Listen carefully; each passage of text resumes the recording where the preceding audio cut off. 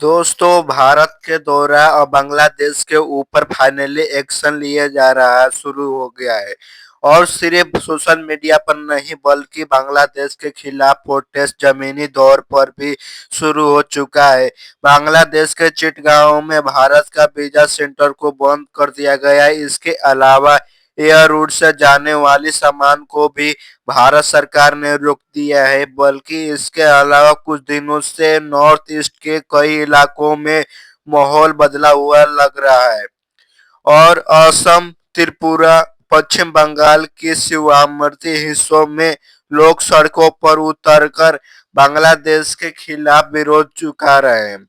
और यह विरोध अचानक नहीं हुआ बल्कि इसके पीछे बांग्लादेश के चल रही घटनाएं और वहां से आए बयान है, जिसके लेकर यहाँ के लोग काफी गुस्सा में हैं। असम की बराक वेले से खा आ रहा है कि यहाँ बड़ी संख्या में इकट्ठा होकर और बांग्लादेश के नारा लगाए गए। लोगों के साफ कहा गया है कि सीमा पार जो कुछ हो रहा है कि वो असर सीधे यहाँ पर पड़ता है। बाराक वैली और बांग्लादेश के काफी पास है, इसीलिए यहाँ का लोग को हालात लेकर ज्यादा चिंतित है। वहाँ का लगता है कि अगर समय रहते ही कदम नहीं उठाए गए तो आने वाले समय में परेशानी और बढ़ चुकेगा। इसी तरह सिलचुक में प्रदर्शन कर रहे यहाँ युवाओं और स्थानीय संगठनों की विरोध चुकाते हुए कहा कि बांग्लादेश में जो हिंसा हो रही है उसे नजरअंदाज नहीं किया जाएगा। प्रदर्शन करने वालों की कुछ समय में तस्वीरों की हिंसा के आरोप लग रहा है। उनका कहना है कि लोगों के खिलाफ अंतर्राष्ट्रीय स्तर पर कार्रवाई होनी चाहिए। त्रिपुरा में शुरू हुए विरोध के लिए मामले का सबसे बड़ा संकेत माने जा रहा है। 19 दिसंबर के त्रिपुरा में बांग्लादेश के हाई कमीशन के बाहर के लोगों के खिलाफ उन्होंने कहा बांग्लादेश के नॉर्थ ईस्ट को लेकर जो कुछ बातें कही जा रही है वो बिल्कुल गलत है। त्रिपुरा के लोगों के भारत सरकार से मांग की है वो इस मामले में सख्त कदम उठाए गए।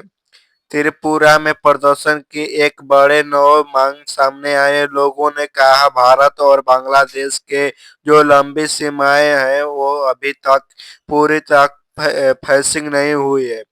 कई जगहों से खुले हुई है जिससे अवैध घुसपैठिए और तस्करी के खतरा बढ़ने पड़ा रहता है।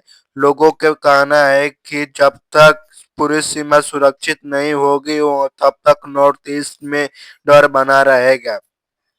पश्चिम बंगाल में सिलीगुड़ी के भी इसी तरह के विरोध देखने के मिला। यहाँ एक सामाजिक संगठन ने बांग्लादेश के खिलाफ प्रदर्शन किया और केंद्र सरकार को दखल अंदाज के माखल की। सिलीगुड़ी कॉरिडोर के भारत का बहुत अहम रास्ता है और यहाँ के किसी तरह का परेशानी पूरे नॉर्थ ईस्ट के परेशानी कर सकता है।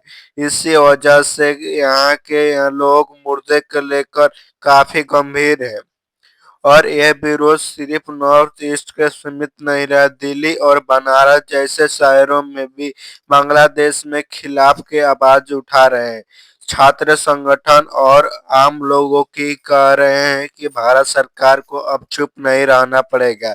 उनका कहना है कि बांग्लादेश में अल्पसंख्यकों को अत्याचार हो रहा है, उन पर सख्त प्रतिक्रिया जरूरी है।